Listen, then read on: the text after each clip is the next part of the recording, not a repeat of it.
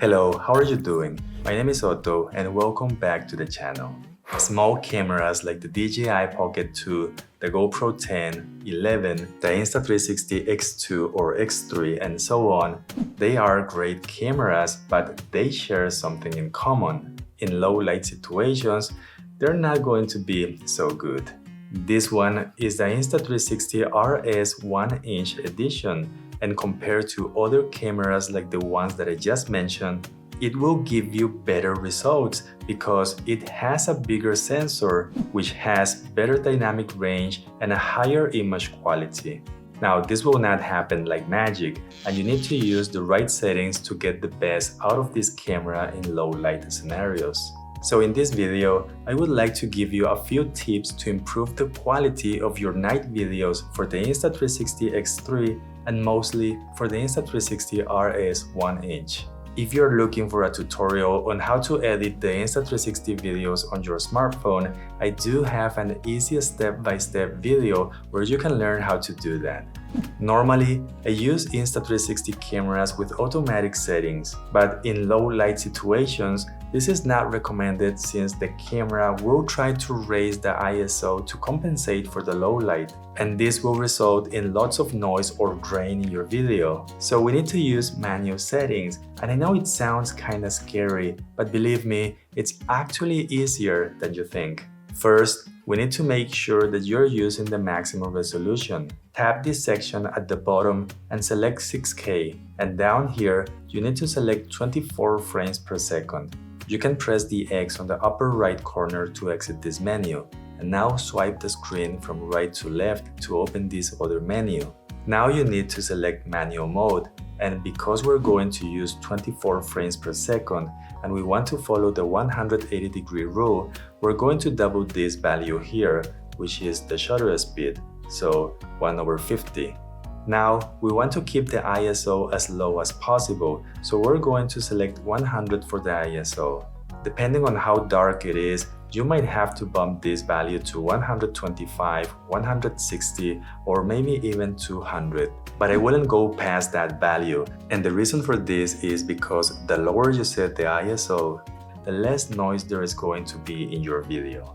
For the color profile, I don't like how vivid it looks like, so I am going to recommend to use a standard for the color profile.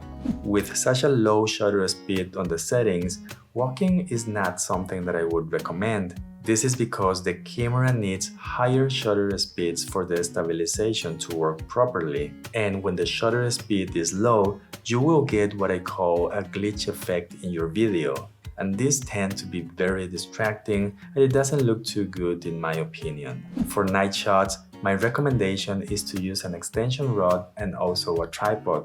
With the extension, you can add short movements like this, and it will also let the camera reach different heights. For example, I was using the invisible stick for all the shots in this video, but if you need even more height, you can get this other version that extends up to 3 meters.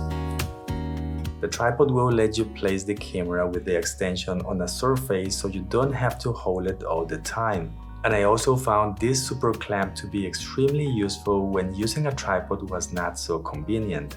It has a ball head on this end, so the way I like to use it is by placing the extension rod here instead of the camera. Using the extension should not stop your creative process, so don't forget that you can add movement to your Insta360 videos in post. Using the phone to edit and export your night videos is going to get you good results, but the videos are going to be limited to H.264 with a maximum resolution of 1080p.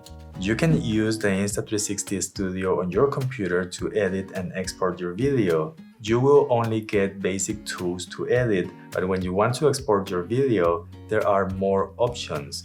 You can select to export in H.264, H.265, and there is also ProRes 422. You can select ProRes to export at 4K with a high bitrate of around 400 megabits per second, but 20 seconds of video can take up to 1 gigabyte of space.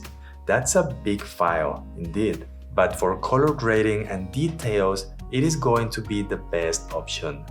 If we look at different videos side by side and zoom in, you can tell that there is a difference. If you're not doing any color grading and if you're not zooming in a lot, I think that using the app on the phone, even though it's just 1080p, it's going to be fine. Before you go, please remember to like this video and subscribe. I hope you have an amazing day, and I'll see you in the next video.